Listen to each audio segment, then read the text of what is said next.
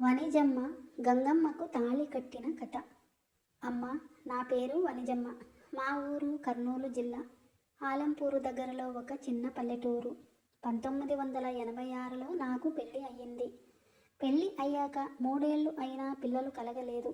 ఇంట్లో బయట వాళ్ళు ఎవరు మాట్లాడినా ఏంట్రా వనజమ్మకు ఇంకా సంతానం లేదా అని ఎత్తుపొడుపు మాటలు అనేవాళ్ళు. రోజు ఏడుస్తూనే ఉండేది. ఒకరోజు మా అత్తగారు, రేపు ఆలంపూరు గంగమ్మ జాతర, నువ్వు వెళ్ళి గంగమ్మకి తాళి కట్టు, ఆవిడ మనసు కరిగితే పిల్లలు కలుగుతారు అన్నారు. నాకు భయమేసింది. ఎందుకంటే గంగమ్మకు తాళి కట్టడం అంటే ఆవిడని భర్తలా భావించి జీవితాంతం ఆవిడ బొట్టు పెట్టుకోవాలి, మాంసం తినకూడదు, పురుషుడి దగ్గరకు వెళ్ళకూడదు అని నియమం ఉంది. నాకు ఇంకా భర్త ఉన్నాడు కదా, ఎలా కుదురుతుంది? కానీ మనసంతా పిల్లలు కావాలి అనే ఒక్కటే ఆతృత. రాత్రంతా ఏడ్చాను. తెల్లవారుజామున 3 గంటలకి లేచి కొత్త చీర కట్టుకొని, కొత్త తాళి, 2 బంగారు బొట్లు, పసుపు కుంకుమ పూలు తీసుకుని ఒక్కదాన్నే బయలుదేరాను. జాతరలో లక్షల మంది. నేను గంగమ్మ గుడి ముందు నిలబడి ఏడుస్తూ, అమ్మ గంగమ్మ, నాకు పిల్లలు ఇవ్వు, నీకు తాళి కడతా, నా జీవితమంతా నీదే అని అరిచాను. పూజారి ముందు వెళ్ళి, అయ్యా, నేను గంగమ్మకి తాళి కట్టాలి అన్నాను. ఆయన కళ్ళు పెద్దవిగా చూశారు.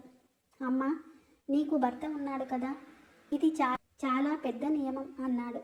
నేను మళ్ళీ ఏడుస్తూ, అయ్యా, నాకు పిల్లలు కలిగితే చాలు, ఆ తర్వాత నేను గంగమ్మని భర్తగా భావిస్తా అన్నాను. అందరూ ఆశ్చర్యంగా చూశారు. ఆ రోజు నేను గంగమ్మ విగ్రహానికి స్వయంగా తాళి కట్టాను. ఆ తాళిని నా మెడలో కూడా వేసుకున్నాను. గంగమ్మ బొట్టు పెట్టుకుని ఇంటికి వచ్చాను. అప్పటి నుంచి నేను గంగమ్మనే భర్తగా భావించాను. మా ఆయన దగ్గరికి వెళ్ళలేదు. రోజు గంగమ్మ బొట్టు పెట్టుకునేదాన్ని, మాంసం ముట్టుకోలేదు. ఎవరైనా చూసి వనజమ్మకు పిచ్చెక్కింది అని నవ్వుకునేవాళ్ళు.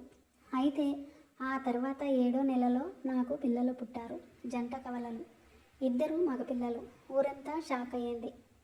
ఇప్పుడు నా పెద్ద కొడుకు 35 ఏళ్ళు, చిన్న కొడుకు 35 ఏళ్ళు. ఇద్దరూ బాగా సెటిల్ అయ్యారు. నేను ఇప్పటికీ ప్రతి సంవత్సరం ఆలంపూర్ గంగమ్మ జాతరకి వెళతాను. ఆ తాళి ఇంకా నా మెడలో ఉంది. గంగమ్మ నాకు భర్త అయింది, నేను ఆవిడకు భార్య అయ్యాను. ఆవిడ నాకు ఇచ్చిన బహుమతి నా 2 కొడుకులు. ఇది నేను కళ్ళారా చూసిన, నా శరీరంలో జరిగిన అద్భుతం. ఇప్పుడు నా మనవళ్ళు కూడా ఈ కథ వింటూ పెరుగుతున్నారు. వాళ్ళు కూడా గంగమ్మని నాయనమ్మ అని పిలుస్తారు.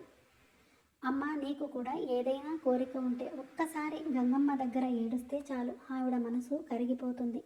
జై గంగమ్మ, జై గంగమ్మ. మీరు కూడా ఏదైనా కోరిక ఉంటే ఆ గంగమ్మ చల్లని చూపు మీ మీద ఉంటుంది. మీరు కూడా ఏదైనా కోరుకోండి.